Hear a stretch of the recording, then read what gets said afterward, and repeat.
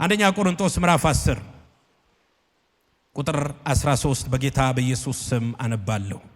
ለሰው ሁሉ ከሚሆን በቀር ምንም ፈተና አልደረሰባችሁም። ነገር ግን ከሚቻላችሁ መጠን ይልቅ ትፈተኑ ዘንድ የማይፈቅድ እግዚአብሔር የታመነ ነው።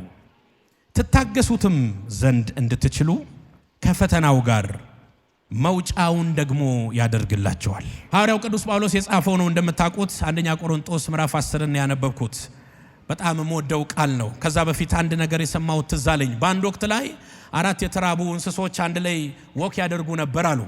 ሰዋሰውኛ ቋንቋ ስለሆነ ምሳሌው ይጠቅመናል። ከነዛ ከመካከላቸው ከነበሩ እንስሶች መካከል ሪያ ወይም አሳማ የሚባል ውሻና ዶሮ እንደዚሁም አህያ ነበር። ከታይፑ ደግሞ ለየት ያለ አምስተኛ ቀጭን የሚባለው በጣም ረጅም ግዙፍ የሆነ እንስሳ አብሯቸው ይሄድ ነበር። በድንገት ወክ ያደረጉ አንድ የፓፓያ ዛፍ ጋር ይደርሳሉ እና ቀና ብሎ ሲመለከቱ የፓፓያ ዛፉ አንድ ፍሬ ብቻ ነው ያለው እና የበሰለ ፍሬ ነው።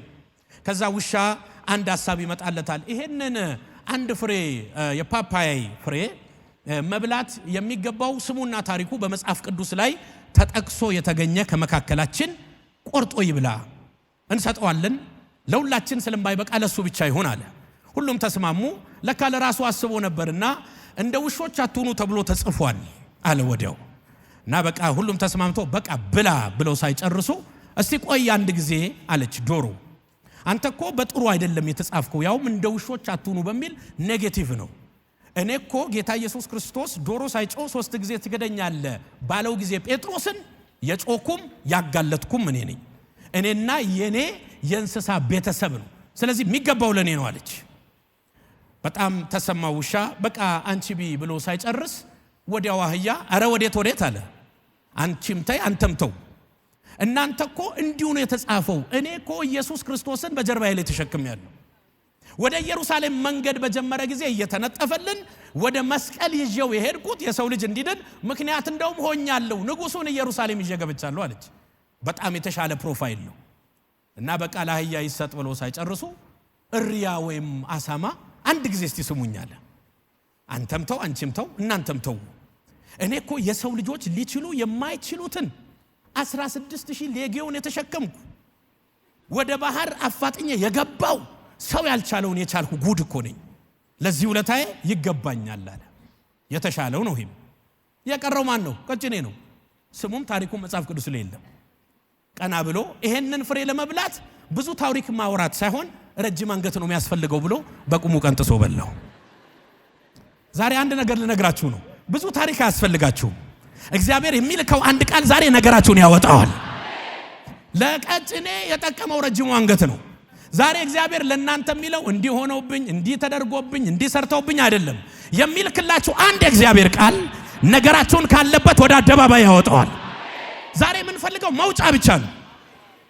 ደግሞ እግዚአብሔር መውጫ ይሰጣቸዋል።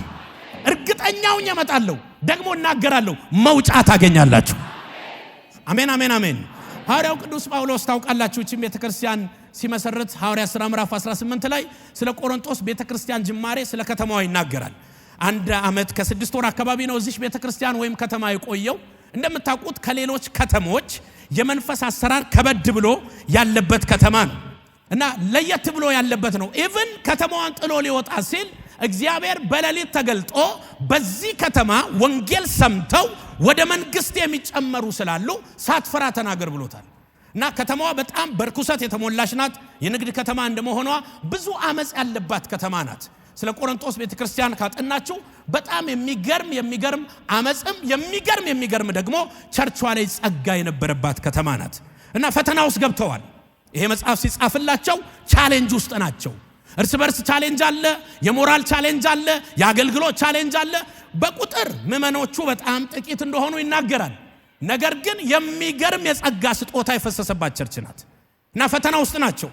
ከፈተናዎቹ አንዱ የመከፋፈል ፈተና ነው። የአጵሎስ ነኝ፣ የጴጥሮስ ነኝ፣ የኬፋ ነኝ፣ የጳውሎስ ነኝ የሚል አንጃ ቡድን ተፈጥሮ እያንዳንዱ አሜን የሚለው ስለ ጴጥሮስና ስለ ጳውሎስ ነው። እና ይጽፍላችኋል ክርስቶስ አልተከፈለም ይላል። አንዱ ቻሌንጅ አንዱ ፈተና መከፋፈል ነበረ። እሱ ብቻ አይደለም፣ የሞራል ጥያቄ ነበር። የአባቱን ሚስት እንጀራ እናቱን አግብቶ በጌታ ሰላም ጸጥ ብለውታል። እንደው ማሸር ሳይሆንም አይቀርም። እና እንዲህ አይነት አመጽ ዓለም ዝጋ እንኳን የለም። ብሎ ይገስጻቸዋል። የሞራል ጥያቄ ነበረ። እሱ ብቻ አይደለም፣ በጌታ እራት በጣም የተከፋፈለ ነገር አለ። ሀብታምና ድሃ ተለይቶ ይበላል። የሚበሉት እስኪሰክሩና ደግሞ ልቅ የሆነ ማንነት ውስጥ እስኪገቡ ነበረ። ኖ የጌታ እራት ዓላማው ይሄ አይደለም ይላቸዋል። ፈተናውን ሁሉ ያስተካከለ አሁን ቻሌንጅ ውስጥ ናችሁ፣ ግን እግዚአብሔር መውጫ ይሰጣችኋል ይላቸዋል። እንደ ቸርች በጣም ወደ ቤተክርስቲያን ስትመጡ ደግሞ የሚገርማችሁ ነገር ነው። እያንዳንዱ በልሳን ይፎካከራል። የኔ የግሪክ ነው፣ የኔ የመላእክት ነው፣ የኔ የሰው ነው እያሉ በልሳን ይፎካከራሉ። በጸጋ ስጦታ ይፎካከራሉ።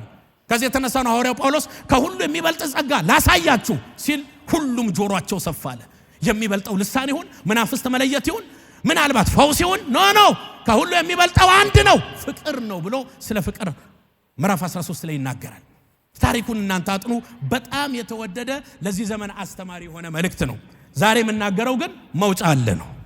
ለነዚህ ሰዎች ነው እንደዚህ የሚላቸው። እግዚአብሔር ከአቅማችሁ መጠን በላይ እንድትፈተኑ አይፈቅድም። ለካ እግዚአብሔር እንድንፈተን ከፈቀደ በመጠናችን ነው።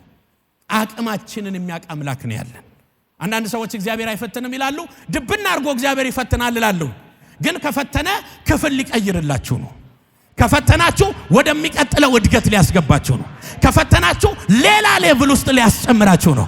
ዛሬ አንድ ሰው እግዚአብሔር ፈቅዶ ወደሱ የመጣ ፈተና መሞቻው ሳይሆን የክብር ድልድይ ይሆንለታል። አሜን በሉ። ቶሎ ብዬ ትንሽ ስለ ፈተና ብናገር ደስ ይለኛል። የፈተና ምንጮች ታውቃላችሁ 3 ናቸው። የመጀመሪያው እግዚአብሔር ፈቅዶ የሚመጣ ፈተና በራችንን የሚያንኳኳል። እንደነዚህ አይነት ፈተናዎች በተቀቡ የእግዚአብሔር ሰዎች ፈቀቅ አይሉም። በተቀባ ዘይት አይሄድም፣ በልሳን አይበርም። እንደዚህ አይነት ፈተና በመታገስ ብቻ ነው የምናልፈው። በፈተና የሚጸና የተባረከ ነው ስለሚል እግዚአብሔር አንድ ወቅት አብርሃም ጋር መጣና ፈተነው ይላል። እግዚአብሔር ፈቅዶ ከፈተናችሁ ሊገላችሁ አይደለም፣ የሚቀጥለው ክፍል ላይ ሊያስገባችሁ። አንዳንድ ሰዎች ዛሬ እዚህ ማለዳ ያላችሁ እግዚአብሔር በብዙ እንድፈተን ፈቅዷል። የፈተና በሮቼ ወደ እኔ ተከፍተዋል አለቀልኝ የምትሉ መልእክት አለኝ። እግዚአብሔር ሸልሞ ሊያወጣችሁ፣ እግዚአብሔር ለብዙዎች በረከት ሊያረጋችሁ። አብርሃምን እግዚአብሔር ሲፈትነው 25 ዓመት ጠብቆ በመቀበል ተፈትኖ አልፏል። በመጠበቅ ማንም አብርሃምን አያክልም። በማመን ማንም አብርሃምን አያክልም። ይሄው እስከ ዛሬ እንሰብከዋለን። አንድ ወቅት ግን እግዚአብሔር መጣና ውድ የሆነውን እስቲ ደግሞ ይሰዋል አይሰዋም? ጠብቆ የተቀበለውን ከኔ በላይ ያረጋል አያረግም ብሎ አብርሃም የምትወደውን አንድ ልጅህን ይስሐቅን ሰዋልኛል። እርግጠኛ ነኝ ልጅህን ቢለው እስማኤልን ነው የሚያስቀድመው። እግዚአብሔር አይሸወድም። የምትወደውን አለ። ቀጥሎ በስም ጠራለት፣ ስፔሲፊክ አደረገ። ይስሐቅን ፈልጓለሁ አለ። አብርሃም ተፈተነ፣ ተፈትኖ አለፈ። እግዚአብሔር አብርሃም ካለፈ በኋላ ቃል ኪዳኔን አጽንቻለሁ አለ። እኔ እናንተ ሩቅ እንቀጥላለን አለ። ዛሬ የምስራች አለኝ። እግዚአብሔር ፈቅዶ የመጣው ፈተና መጥፊያቸው አይደለም፣ ወደሚቀጥለው ክብር መሸጋገሪያ ድልድያቸው ነው። ስለዚህ በእግዚአብሔር ፍቃድ የመጣውን ነገር መጠናችንን አቅማችንን አውቆ እግዚአብሔር የላከውን ነገር አትክፉት። መሰሪያችሁ ነው የሚሆነው፣ መድመቂያችሁ ነው የሚሆነው። እንደነዚህ አይነት ፈተናዎች በመታገስ ብቻ ነው የምናልፈው። እግራችን እስኪቀጥን ድረስ እየሄድን ብናጸልይ እንደነዚህ አይነት ፈተናዎች ሰርተውን ወደሚቀጥለው ክፍል አስተላልፈውን ነው የሚፋቱን። እግዚአብሔር ፈቅዶ የመጣው ፈተና። ሁለተኛ መጽሐፍ ቅዱሳችን ሲናገር ፈተና ከአጋንንት ይመጣል። ዛሬ ከዛ ነው ትወጣላችሁ ምላችሁ። እንደውም የሰይጣን አንደኛ ስሙ ሌባ እንደተባለ ሁሉ ፈታኝ የሚል ስም ተሰጥቶታል። ኢየሱስ ጋር ፈታኝ ቀርቦ ፈተነው ይላል። ዛሬ ከመናፍስት ዓለም የመጣባችሁ ልዩ ልዩ ፈተና በናዝሬቱ በኢየሱስ ክርስቶስ ስም ሰባብረን እንወጣለን። እንደነዚህ አይነት ፈተና ሲመጣ ልብ ብላችሁ ስሙኝ። እንደነዚህ አይነት ፈተና ሲመጣ ቀጥታ ማድረግ ያለብን መቃወም ነው። ዲያብሎስን ተቃውሙት። ከናንተ ምን ይላል? የእግዚአብሔርና የሰይጣን ፈተና የሚለየው እግዚአብሔር ከፈተናችሁ መውጫ እያሳየ ነው። ዲያብሎስ የሚያመጣው ኤግዚት የለውም፣ መስኮት የለውም። ገመድ ከታየ ከአጋንንት ነው። ማላታይን ከታየሽ ከአጋንንት ነው። እግዚአብሔር ፈቅዶ የሚመጣ ፈተና ልትገፋ ትችላለህ፣ መውጫው ግን ይታያል። ተጨንቀ ሊሆን ይችላል፣ ሩቅ ላይ ግን አንድ ሽንቁር የሆነ መውጫ ይታያል። አሜን በሉ ባካችሁ። ውስጣችሁ በመንፈስ ቅዱስ ሐሴት ያደርጋል። ከአጋንንት የሚመጣው ግን እንዴ የለም። በቃ አለቀልህ፣ አገልግሎትን ተው፣ ሰውን ተው፣ ህይወት ተው፣ አልቆልሻል፣ መውጫ የለም ነው የሚልሽ። ያን ጊዜ መጸለይም ማጸለይም ያን ጊዜ ነው። ሁሉ ከእግዚአብሔር አይደለም፣ ሁሉ ከሰይጣን አይደለም። አንዳንዱ ሰው ሁሉንም ነገር አንስቶ ሰይጣን እንዲያርጉኝ እንዲፈትኑኝ። አንዳንድ ፈተና ሶስተኛ የምናገረው በራሳችን ይመጣል። ያዕቆብ ምዕራፍ 1 ላይ ማንም ሰው ሲፈተን በእግዚአብሔር እፈተናለሁ አይበል፣ እሱ ራሱ በክፉ ማንንም አይፈትንምና ካለ በኋላ እያንዳንዱ በገዛ ምኞቱ ሲሳብና ሲፈተን በእግዚአብሔር ተፈተንኩ አይበል። አንዳንድ ፈተኖች ከሰይጣን የሚመጡትን በመቃወም እንቃወማለን፣ እናፈርሳለን። በራሳችን የሚመጣ ፈተና በንስሐ እናስተካክለዋለን። ከእግዚአብሔር የመጣውን በትዕግስት ከክፉ የመጣውን በመቃወም በእኛ ምክንያት በድካማችን በመፈተናችን በስሜታችን የሚመጣውን ፈተና በንስሐ ከዛ ውስጥ መውጣት እንችላለን። ዛሬ ግን እግዚአብሔር እንዲህ ብሎኛል፣ መውጫ አላችሁ። አንድ ጊዜ እስቲ እጃችሁን አንሱና መውጫ አለኝ በሉ። ኦኬ፣ ምን ውስጥ ገብታችሁ ነው? ከምንድን ነው የምትወጡት? ዛሬ ቶሎ ምነግራችሁ 3 ነገሮችን እግዚአብሔር መውጫ አድርጋለሁ ብሎኛል። ከ3 ጉዳዮች ትወጣላችሁ። አሜን አላችሁ? እስቲ ለኔ መውጫ አለ በሉ እንደገና። ከዚህ ቃል በመነሳት መዝሙር 40 ላይ ነው ቶሎ ብዬ የምናገረው። ዋው! ከዚህ በኋላ ትንቢታዊ ቃል ስለሆነ በጣም ጆሮአችሁን ስሙ። ማነው ክፈቱና ስሙ። መዝሙር 40 ዛሬ ለአንድ ሰው እግዚአብሔር በኢየሱስም በዚህ ቃል መሰረት ያወጣዋል። እንደዚህ ይላል፣ ቆይቼ እግዚአብሔር እንደጅ ጠናው፣ እርሱም ዘንበል አለልኝ፣ ከጥፋት ጉድጓድ ከረግረግ ጭቃ ውስጥ ምን አለኝ አወጣኝ። እግዚአብሔር ሲጸልይ ከምንድን ነው ህዝብ እንዲወጣ የምትፈልገው ስል የመጀመሪያ ከጥፋት ጉድጓድ አወጣቸዋለሁ በላቸዋለሁ። ዛሬ የምስራች ይዤ መጥቻለሁ። አንድ ሰው ከጥፋት ጉድጓድ ውስጥ ይወጣል። መጽሐፍ ቅዱሳችን 2 አይነት ጉድጓድን ያሳየናል። ዮሴፍ የገባበት ውሃ የሌለበት ደረቅ ጉድጓድ ውስጥ ነው ይላል። ደግሞ ዳንኤል የገባበት የሞት ኃይል ያለበት የጥፋት ጉድጓድ ገዳይ ሰባሪ ያለበት ጉድጓድ ውስጥ ገብቷል። ዮሴፍ ያስገቡት ወንድሞቹ ናቸው፣ አውጥተውታል፣ በሰላም ወጥቷል። ዳንኤል የገባበት ግን እግዚአብሔር ብቻ ጣልቃ ስለገባ እንጂ ገብቶ የወጣ በታሪክ የለም። የገባ ታሪኩ እዛው ይጠናቀቃል። የጥፋት ጉድጓድ ማለት ጉድጓድ ሲደመር ሞት ማለት ነው። ጉድጓድ ሲደመር አንበሳ ማለት ነው። አንዳንድ ሰዎች የገባችሁበት ጉዳይ ቀላል ጉዳይ አይደለም፣ በቀላል የማትወጡበት ጉዳይ ነው። እግዚአብሔር ግን እንደዚህ ብሎኛል፣ ከጥፋት ጉድጓድ ውስጥ ዛሬ ማለዳ ትወጣላችሁ። ይሄንን ትንቢታዊ ቃል የሚቀበል በኢየሱስ ስም አሜን ብሎ ያጽናና ይውሰድ። ቶሎ ብዬ ልናገር ስለ ዳንኤል። መጽሐፍ ቅዱሳችን ብዙ የሰበክነው ቃል ታውቃላችሁ። በባቢሎን ምርኮ ዘመን ባቢሎን በጣም ብዙ ነገር በምርኮ ወስዶ ነበር። ከወሰዳቸው መካከል አንዱ የተማሩ ሰዎች ኃይልን ከኢየሩሳሌም ወደ ባቢሎን ወስደዋል። በዛን ዘመን ምርኮ ሲያደርጉ ወርቅና ብር ብቻ አይወስዱም፣ ሰዎችንም ይወስዱ ነበር። ከሰዎች መካከል ደግሞ የተመለመሉ ለጉልበት ስራም የሆኑ በትምህርት ደግሞ አይኪዋቸው ከፍ ያለ በንጉሱ ፊት ይቆማሉ ተብለው ተመራማሪ ይሆናሉ የተባሉትን ፒክ ያደርጓቸው ነበር። እንደ ዘንድሮ አሜሪካና ካናዳ ከሚያድጉ ሀገሮች በስመ ስኮላርሺፕ አይኪዋቸው ከፍ ያሉ ሰዎችን እንደሚመለምሉ ለሀገራቸው እንደሚወስዱ ማለት ነው። ያኔ በጉልበት ይወስዷቸው ነበር። ከነዛ ሰዎች መካከል ዳንኤል አንዱ ነው።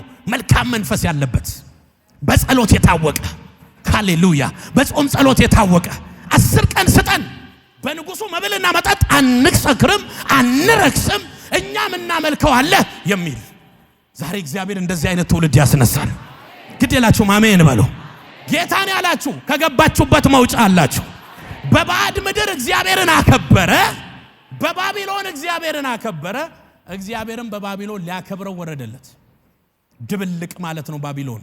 ቅልቅል፣ ቋንቋው ቅልቅል፣ ካልቸሩ ቅልቅል፣ ሃይማኖቱ ቅልቅል። በቅልቅል ምድር ውስጥ በልዩነት የኖረ ሰው ነው።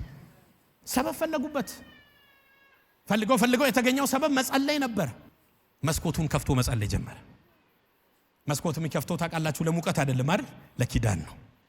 አዎ ወደ ኢየሩሳሌም አንጻር ከፍቷል። ለሰለሞን የተገባ ኪዳን ነው። ዛሬ ግን ያ መቅደስ እኮ የለም፣ ፈርሷል። መቅደሱ ቢፈርስም ኪዳኑ አይፈርስም አለና ወደ ፈረሰው መቅደስ ወደማይፈርሰው ኪዳን ፊቱን አዙሮ መጸለይ ጀመረ። እግዚአብሔር ከሰማይ ሰማው። ምን አይነት መንፈስ ነው? ምን አይነት እምነት ነው? ኢየሱስ ጌታ ነው። በዚህ ምክንያት ነው ወደ ጉድጓድ የገባው። ንጉሱ ሊያድነው አልቻለም። አውቃለሁ ይሄን ቃል በጣም ብዙዎቻችሁ ታውቁታላችሁ። በቃ ሁሌ የምታመልከው አምላክ ያድነ። እኔ ከዚህ ላወጣ አልችልም። ማውጣት የሚችለው እሱ ብቻ ነው። እንደ ሜዶምና እንደ ፋርስ ታትሞበታል።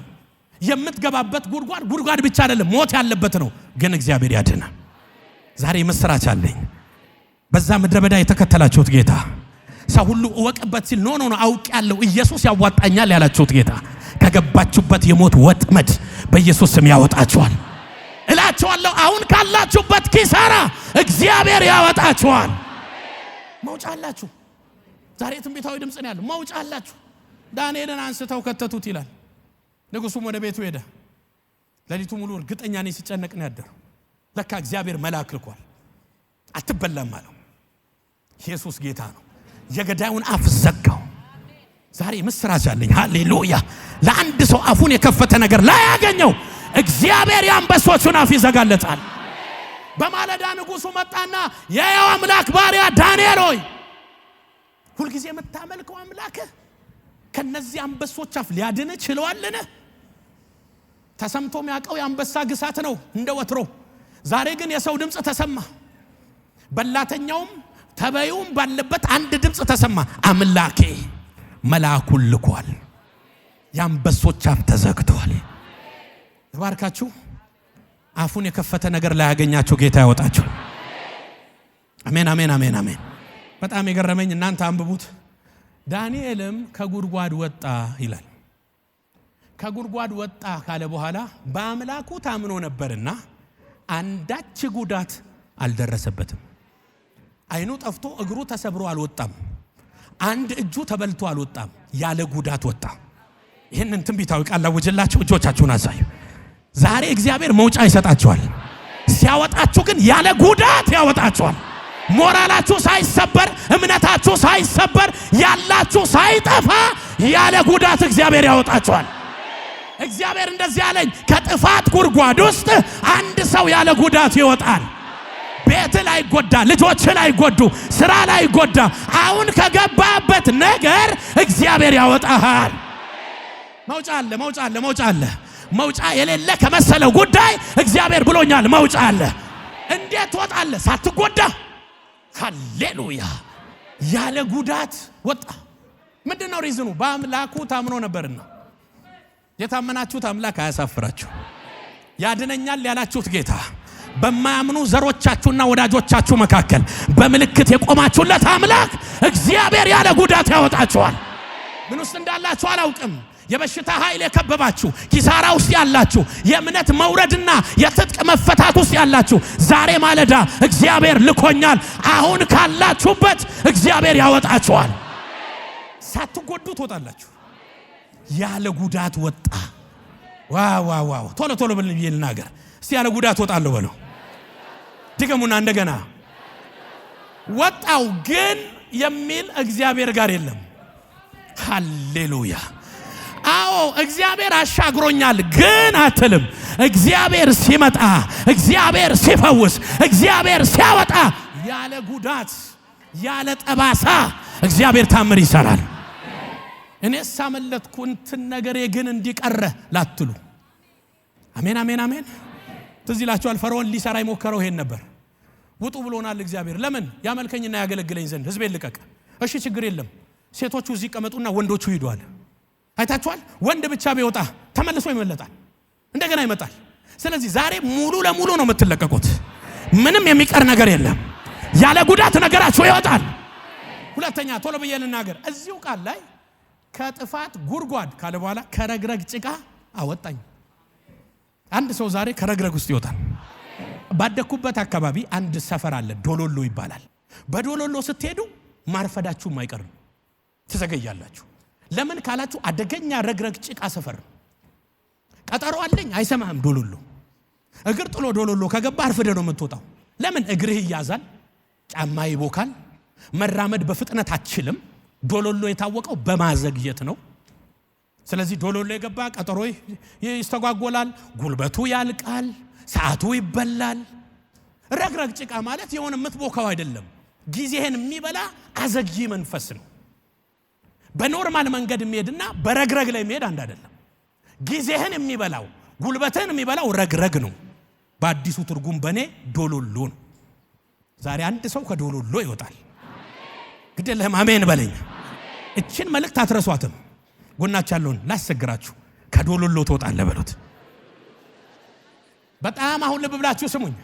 የዶሎሎ ኔቸር ወይም ባህሪው የረግረግ ጭቃ ባህሪ ጊዜ መብላት መድረስ ከተገባህ ጊዜውን ማስተላለፍ ትደርሳለህ አያስቀርህም ነገር ካለቀ በኋላ ነው የምትደርሰው መዘግየት ባህሪው በጣም ክፉ ነው ባይዘው ከመዘግየት ይልቅ አንዳንዴ መቅረት ይሻላል መዘግየት ደርሰሃል እኮ ነገሩ ተጠናቆ ነው የምትደርሰው ለዚህ ነው የምትዘገይ ተስፋ ይላል መጽሐፍ ልብን ታሳዝናለች ተስፋ ልብን አያሳዝንም እኮ ከዘገየህበት ግን ያሳዝናል ካለቀ በኋላ ከተጠናቀቀ በኋላ ስትመጣ ቁልጭ ትላለህ ስለ መዘግየት የሚገባው ለ15 ደቂቃ ልዩነት ፕሌን ያመለጠው ሰውን ጠይቁ በጣም ከባድ እያየሁት እኮ ነው ያመለጠኝ ይላል እያየው ያመልጣል 15 ደቂቃ ቫልዩ ሚኖራት ኢንተርናሽናል ቲኬት ቆርጠህ ባግህን ይዘህ ሚጠብቅህ ከአንድ ቀን በኋላ በሩን እያየ ቤተሰብ በዛው ስትቀር 15 ደቂቃ ከባድ ነው ሰይጣን መከልከል አይችልም ብዙ ጊዜ ግን ያዘገየናል ሁለተኛ ተሰሎንቄ ላይ ጳውሎስ ወደናንተ ልንመጣ እንወድ ነበር እኔ ጳውሎስ ራሴ ፈልጊያለሁ ከአንዴም 2 ጊዜ ሰይጣን ግን አዘገየኝ በጣም ልብላችሁ ስሙ የዘገየ ነገር ቴስትለስ ነው ጣዕም የለው ዘግይተ ስትደርስና በጊዜው ስትደርስ ክብርህ አንድ አይደለም ዛሬ አንድ ሰው እግሮቹ ከሚያዘገዩ ዶሎሎ ውስጥ እግዚአብሔር ነጥቆ ሲያወጣው አይቻለሁ ግደለማሜ ባለና ውሰድ ዛሬ ማለዳ እድሜን የሚበላ ዘመንን የሚበላ ሞራልን የሚበላ ነገርን የሚያዘገየውን እግዚአብሔር ይመታዋል አንድ ሰው ይጮና እፈጥናለሁ ይበል እቸኩላለሁ ይበል ሃሌሉያ ጊዜውን ያልጠበቀ ነገር ሁሌ ሐዘን አለበት ጎናችሁ ያለውን እግዚአብሔር ዛሬ በሉት ነገርህን ከሚያዘገይ ረግረግ ነው የሚያወጣ አሜን በልግድ የለህም ትዳሩ እኮ ይመጣል ኢንጆይ በማታረግበት ጋሽዬ እትዬ በምትባልበት ከመጣ እንደው መድኃኒዓለም ያርቀው አልልም ያሰንብተው ዘግይቶ የመጣ በረከት ልብን ያሳዝናል መዘግየት ክፉ ነው ቀና እንዳትሉ ያረጋችኋል ደርሳችኋል ነገሩ ጣዕሙ እንዳይገባችሁ ያረጋዋል ማንም ሰው የሚመኘው ነገር እጃችሁ ገብቶ ዘግይቶ ከመጣ ግን ኢንጆይ አታረግበትም እግዚአብሔር እንደዚህ ያለኝ ህዝቤን ከረግረግ ጭቃ አወጣለሁ እድሜ ከሚበላ ዘመን ከሚበላ ነገርህንና አንተን ከሚያስተላልፍ የሚያዘገይ አሰራር በዚህ ማለዳ አንድ ሰው እግሮቹ ይወጣል አንድ ያመነ ሰው እፈጥናለሁ ይበል ፈጥኜ እወጣለሁ ይበል ሃሌሉያ ለዚህ እኮ ነው የዛ የአብርሃም ሎሌ ለይስሐቅ ሚስት አምጣላት የተባለ ርብቃን ከያዘ በኋላ ቤተሰቦች አልከለከሉ 10 ቀን የጠየቁት ፕሊስ 10 ቀን እንጆይ እናርግ እንያት ከዚህ በኋላ ወደ ባሏ ልትሄድ ነው ስለዚህ 10 ቀን እንጆይ እናርግ እሷም ደስ ይበላት ከዛ ትሄዳላችሁ ኖ እግዚአብሔር መንገዴን አቀንቶልኛልና አታዘግዩ ዶሎሎ አልፈልግም በ10 ቀን ውስጥ ምን ጉድ እንደሚመጣ አላቅም ጠላፊ ሊመጣ ይችላል ርብቃ ልትሄድ ነው የሚሉ ጎረቤት ሲወራ እኔ ያለውማ የሚል የሚያደባ ይኖራል ህቡ አደራጅቶ ጠልፏት ቢጠፋስ እግዚአብሔር አቀንቷል አይደለም 10 ቀን አንድ ቀን አይጨመርም እንዲህ አይነት ጴንጤ ዛሬ ይነሳ አሜን በለኝ ግዴለም አሜን በለኝ 2017 አያልፈኝም የሚል እግዚአብሔር ያለኝ ቦታ ደርሳለሁ የሚል በኢየሱስ ስም እግሮቹ ይወጣሉ ሌላ ተጨማሪ ዘመን ሌላ ተጨማሪ እድሜ የሚበላ የለንም ጎናቻን ከዚህ በኋላ ማበሉት ይሄ አመት አያልፍህም እኔ ዛሬ እንደ ነብይ ነው የምናገረው አንድ ሰው ከረግረግ ውስጥ እግሮቹ ወጣ ሃሌሉያ እግዚአብሔር ዘንበል ሲል ከጥፋት ጉድጓድ ያወጣል ከረግረግ ጭቃ ውስጥ ያወጣል በማታጣጥሙበት እድሜ ኢንጆይ በማታረጉበት ዘመን ምንም አይምጣ ጻጻት ነው ትርፉ አሁን በጊዜው ባይዘው እግዚአብሔር ለነገሮች ውበትን የደበቀው ጊዜ ውስጥ ነው ነገርን ሁሉ በጊዜው ውብ አድርጎ ምን አለው ሰራው ገብቶሃል ጠባብ ሱሪ የምታረግበት እድሜ ያለ ማለት ነው 80 ላይ አይሆንም አለኮ ጠባብ ሱሪው አለ ጫማው አለ ሰዎች ግን በማበጠሪያ ነው የሚያዩ ጋሽዬ ይሄን ባያረጉት ነው የምትባለው ጎናቻሉን የነገሮች ውበት የተደበቀው ጊዜ ውስጥ ነው በሉት አንተ ደግሞ ጊዜ አልፈበህም በሉት ዛሬ ይሄ ትውልድ ይሄን ቃል የሰማ እናገራለሁ ከዶሎሎ ይወጣል ከረግረግ ጭቃ ውስጥ ይወጣል ዘመን አልፎበት የሚጸጸት እዚህ ቤት አይኖርም በኢየሱስ ስም እናገራለሁ፣ በጊዜው ያደርሳችኋል። ሃሌሉያ! በኢየሱስ ስም መውጫ አላችሁ። ከገባችሁበት ረግረግ፣ እድሜ ዘመን ከሚበላ ረግረግ፣ ራእያችሁን ወደ ኋላ ከሚያዘገይ ረግረግ በኢየሱስ ስም እግዚአብሔር ያወጣችኋል። መውጫ አለሽ፣ መውጫ አለ። ሶስተኛው ልናገር። ሃሌሉያ! ከምንድን ነው የምንወጣው? ከዛ በማን በኩል እንደምንወጣ ተናግሬ ነው የምጸልየው። ሶስተኛ ወደ ሰፊ ስፍራ ያወጣችኋል። ዋው! ሙራካ ዳላባሽ ከወጣህማ ከጠባብ ወደ ጠባብ አይደለም። ወዶኛልና ተናገሩታ አዳነኝ ወደ ሰፊም ስፍራ። መዝሙር 18:19 በጣም ወደው ቃል ነው። ዳዊት ወዶኛልና አዳነኝ አለ። ከዛስ ወደ ሰፊ ስፍራ፣ ለሌላ ወደምተርፍበት ስፍራ፣ ወደምቆረስበት ደረጃ። ሃሌሉያ! ወደምበደርበት አይደለም፣ ወደማበድርበት ደረጃ። ይሄንን ቃል የሰማ እንደ እብድ ሰው እናገራለሁ። ፓስተር አላወክም ወይ? ፋይናንሻል ክራይሲስ እኮ ዓለም ላይ አለ፣ ኢትዮጵያ ውስጥም አለ። አዎ ሁሉም ቦታ አለ። በነገራችን ላይ እናንተስ ይሄን አልሰማችሁም ወይ? ይስሐቅም በዛች ምድር ዘርን ዘራ። በየትኛው ምድር? ሰው በሚከስርበት ምድር፣ በረሃ በነገሰበት ምድር። እና ምን ሆነለት? እግዚአብሔር ባረከው። በመስመር ዘርቶ አይደለም፣ እግዚአብሔር ባረከው ይላል። ከዛስ 100 እጥፍ አገኘ። ዛሬ ለሰማኝ እናገራለሁ፣ በዚህ የከባድ ወቅት ጊዜ እግዚአብሔር ወደ ሰፊ ስፍራ ያወጣችኋል። ወደ ሰፊ ስፍራ ያወጣችኋል። ወደምትተርፉበት ስፍራ ያወጣችኋል። ለሌላ ወደምትቆረሱበት ስፍራ ያወጣችኋል ይላል እግዚአብሔር። ሰማያዊ ቀመር የሚባል አለ፣ መለኮታዊ ስሌትና ብዜት አለ። ወደ ሰፊ ስፍራ ያወጣችኋል። ጎናቻለሁ ልታበድር ነው በሉት። በቃ እኔ ትንቢታዊ ቃል ስለሆነ ትምህርት ሲሆን እናስተምራለን። ዛሬ ትንቢታዊ ቃል ልትቆረሱ ነው። የሰው እጅ በማየት የታወቃችሁ አሁን ነገራችሁ ሊገለበጥ ነው። የብዙ ሰዎች አይን ወደ እጆቻችሁ ይሆናል። እግዚአብሔር የምትቆርሱትን በረከት ይሰጣችኋል። ማጃራ ሻካታራ ባሳ አንድ ሰው ላይ ይሄ መንፈስ መጣ። አንድ ሰው ላይ ይሄ ኪዳን መጣ። አንድ ሰው ላይ ይሄ ዝናብ ወረደበት በኢየሱስ ስም።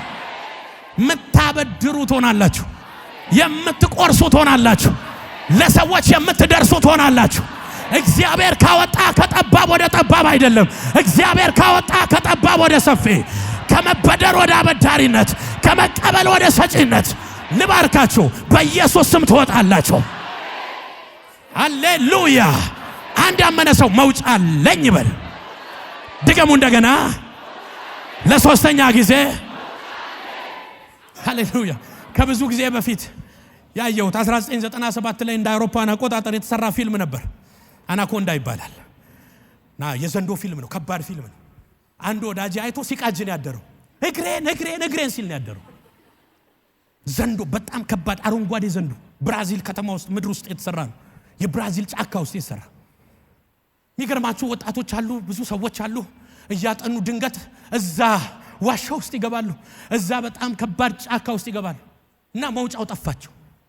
ከገቡ በኋላ በገቡበት ረስተው መውጫ ጠፋ እና አንድ ባንድ መልቀም ጀመረ። አናኮንዳው መብላት ጀመረ። ተስፋ ቆረጡ። አንድ ወጣት እንደዚህ አለ፣ በጣም በጣት የሚቆጠር ሲቀሩ በቃ አልቆልናል፣ ራሳችንን እንስጥ እንዋጥ ብሎ ሲያወሩ፣ አይ አንዳንዱ ደግሞ ራሳችን ብናጠፋ ይሻላል ዘንዶ ከሚበላል እሱ ከሚውጠን ሲል፣ ወዲያው አንድ ወጣት ምን አለ፣ እዚህ የገባንበት ነገር ውስጥ የሚያስገባ በር ካለ ማስወጫም አለዋል። ስለዚህ መውጫውን እንፈልጋለን። ተስፋ አትቁረጡ። የገባችሁበት ኬዝ ማስገቢያ ካለው እኔም ዛሬ ላለሁ ማስወጫም አለው። እንዴትም ግባ ብቻ ገብታ ያገኘው አይደል? ራስን የሆነ ረግረግ ውስጥ፣ የሆነ ጨለማ ውስጥ፣ የሆነ ኪሳራ ውስጥ እግዚአብሔር እንደዚህ እያለ ነው፣ በምንም ሁኔታ ግባ፣ የማስወጣት ኃይል የኔ ነው እያለ ነው። እግዚአብሔር እንደዚህ ይላችኋል፣ መውጫ አለ። ጎናቻለሁ ተስፋ እንዳትቆርጥ መውጫ አለ በሉት። ገመድ እንዳይታይ መውጫ አለ። መውጫ አለ። ለሌሎች የምትተርፍበት መውጫ አለ። የምታበድርበት መውጫ አለ። አሁን ካለበት ስሜት የምትወጣበት መውጫ አለ። መውጫውን ነግሬያችሁ ነው የምደመድመው። ወደ ሰፊ ስፍራ አወጣኝ፣ ወዶኛልና አዳነኝ። ስለዚህ ማርሲል ቅዱሳን እዚህ ያላችሁ ወደ ሰፊ ነገር ልትወጡ ነው። ቡልቅቅ ወዳለ ነገር። አሜን አሜን አሜን አሜን። ኢየሩሳሌም ሊለካ ሲል አትለካም ከዚህ በኋላ አለ። ወርዷና ስፋቱ አይለ ወደማይለካ ነገር እግዚአብሔር በኢየሱስ ስም ያስገባችኋል። ሃሌሉያ! ማን ነው ጮህ አሜን ብሎ ለእግዚአብሔር ክብር የሚያመጣ የሚያጨበጭብ ለእግዚአብሔር መንፈስ ክብር የሚያስገባ? ሃሌሉያ! መውጫ አላችሁ። ሶስት ነገር ነው የነገርኳችሁ። የአዲስ ኪዳን አማኝ ስለሆነን በአዲስ ኪዳን መደምደም አለብኝ። የሚያስወጣው ማን ነው? አጎቴ አይደለም፣ የገንዘብ ኃይል አይደለም። እንዳትሸወዱ። የምታውቋቸው ውጭ ጥግ ጥግ ላይ የተቀመጡ አይዞሽ ያሉ አያስወጡ። የኛ ብቸኛ መውጫ አንድ ነው። እሱ ነው ዛሬ መነግራችሁ። ከማንኛውም ጉዳይ ውስጥ የምትወጡበትን መውጫ ነግራችኋለሁ። እስቲ የኔ መውጫ በሉ ባካችሁ። አንድ ነው በሉት። ዮሐንስ 10 ላይ እውነተኛ የበጎች በር እኔ ነኝ አለ። ይሄ ጌታችን ኢየሱስ ክርስቶስ በእኔ የሚያምን አለ ሃሌሉያ ይገባል፣ ቀጥሎስ ይወጣል፣ መሰማሪያንም ያገኛል። ባጭሩ ኢየሱስ በር ነኝ አለ። ዛሬ ልንገራችሁ፣ የእናንተ መውጫ ሰው አይደለም፣ የእናንተ ጉልበትና ጥበብ አይደለም። የምትወጡት በኢየሱስ በኩል ነው። ግዴለም አሜን በላይ ባከ። መጽሐፍ ሲናገር ሰባሪው በፊታቸው ወጥቷል፣ እነርሱም ሰብረው ከእርሱ ጋር ሃሌሉያ ከሰባሪው ጋር ሰብረህ ትወጣለህ። በኢየሱስ የሚያወጣችሁ ኢየሱስ ይባላል። ኢየሱስ አይደለም አሁን ካለህበት ነገር ሰው ሊያወጣ ከማይችል የዘላለም ፍርድ ውስጥ አውጥቷል። በምን እንወጣ ነበር? አዳም ያመጣብን ጦስ በምን ትወጣዋለህ? በበግ ደም አልተቻለም፣ በእንስሶች ደም አልተቻለም። ያስወጣን አንድ ነው፣ የናዝሬቱ ኢየሱስ። በእኔ የሚያምን ይወጣል አለ። ከሞት ይወጣል፣ ከሐዘን ይወጣል፣ ከኃጢአት ይወጣል፣ ከጨለማ ይወጣል፣ ከዘላለም ፍርድ ይወጣል። እኔ ደግሞ ማስወጣ ብቻ አይደለም ደግሞ ይገባል አለ። የት ይገባል? ክብር ውስጥ ይገባል፣ መንግስተ ሰማያት ይገባል፣ ልጅነት ላይ ይገባል፣ የአብ ቀኝ ይገባል። እዚህ ቤት አለ ወይ የገባ እባካችሁ እጁን ለዩ። ወደ ክብር የገባ እግዚአብሔር ወደ አዘጋጀው የሰንበት እረፍት የገባ እጁን ለይ። ለዚህ ጌታ ክብር ስጡ ባካችሁ። ገብቻለሁ ሰንበት ውስጥ። ኢየሱስ የሰባተኛውን ቀን የአዲስ ኪዳኑን ሰንበት ሰጥቶናል። ወደ እረፍት ገብተናል። ስለዚህ የምትወጣው በኢየሱስ ነው። ታማሃል፣ መውጫው ኢየሱስ ነው። ብዙ የተመሰቃቀለ ነገር አለ፣ ተዋቸው። አይኖችን ወደ ሰው አታርግ። ዳዊት ብሎ ነበር አይኖችን ወደ ተራሮች አነሳው፣ ረዳቴ ከወዴት ይምጣ። በክፉ ቀን ፕላን ያረግባቸው ሰዎች ድንገት ጀርባ ይሰጠዋል። በተለይ ዘንድሮ በስመ አብ። ድሮ ገና ሚስኮልህን የሚመልስ አሁንስ 17 የደውላ አያነሳም። ስልክ የማይነሳበት ዘመን 2017። ድሮ ውጭ ነበር የምናውቀው፣ አሁንስ የለም። እዚህ ተስፋ ያረካቸው ሰዎች ቅርቅር። አንድ ሰማይ ብቻ ነው የተከፈተው። የኢየሱስ አይን አንተ ላይ ነው፣ ያወጣል። ያንተ መውጫ ሰው አይደለም፣ ኢየሱስ ነው። ያ ከፍርድ ያወጣ ጌታ፣ ከብቸኝነት ከጓዳ ለቅሶ ያወጣ ጌታ ዛሬም እንደገና ያወጣል። ከገባበት ክራይሲስ ውስጥ ያወጣል። መውጫ አላችሁ። መውጫችሁ ኢየሱስ ይባላል። ሌላ ነገር ቴክኒክ አልነግረን። የምትወጣው በኢየሱስ ነው። በእኔ የሚያምን መግቢያም መውጫም አለው። ከመከራ ከጥፋት ከሐዘን ይወጣል። ወደ ድል፣ ወደ ረፍት፣ ወደ ሰፊ ስፍራ ይገባል። ለምን? እኔ በሩ ነኝ። ስለዚህ እኔ ብሎ ሲያወራ የሚያምርበት ጌታ ነው። እሱ ጋር ሌላ ማንም የምንተካው የለም። የመጣልንን ቃል ከኔ ጋር እናውጅ። አባት ሆይ በሉ። ቃልህን ሰምቻለሁ፣ ለኔ እንደተናገር ካምኛለሁ። ከጉድጓድ ውስጥ ወጥቻለሁ፣ ከጥፋት ጉድጓድ ውስጥ ወጥቻለሁ፣ ከረግረግ ጭቃ ውስጥ ወጥቻለሁ። የኔ ነገር አይዘገይም። ወደ ሰፊ ስፍራ ወጥቻለሁ። ለብዙ ሰዎች እተርፋለሁ። የምቆረስበት ዘመኔ ነው። ቤታችን ላይ በሚሰራ ኪዳን ልባርካችሁ። እናንተና ልጆቻችሁ በእግዚአብሔር ቤት ምታጥኑ፣ ምታገለግሉ፣ ምዘምሩ፣ ምታሸበሽቡ እግዚአብሔር ያርጋችሁ። ያላመኑ ቤተሰቦቻችሁ በኢየሱስ ስም ይወረሱ። ያላመኑ ልጆቻችሁ ወደ መንግስቱ ይጨመሩ። እናንተ ላይ የተገለጠው የወንጌል ኃይል በኢየሱስ ስም ሁሉን ይግዛ፣ ያሸንፍ። እናንተና ቤታችሁ ለእግዚአብሔር በማጠን እግዚአብሔር ይባርካችሁ።